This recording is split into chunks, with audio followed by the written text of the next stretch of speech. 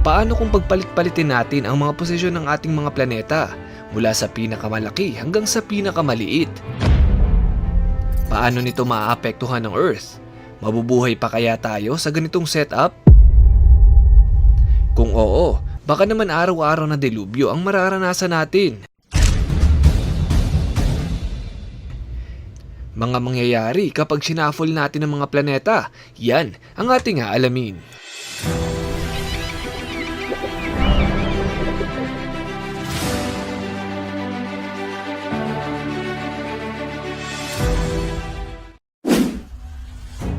Medyo kakaiba ang gagawin natin kaya i-ready ang mga brain cells. Kung ikaw ang tatanungin, naalala mo pa ba ang totoong pagkakasunod-sunod ng mga planeta? Sana wag mo akong sagutin ng, Your Honor, di ko na po maalala. kasi kung hindi mo na naaalala ay dapat lang balikan natin bago ko guluhin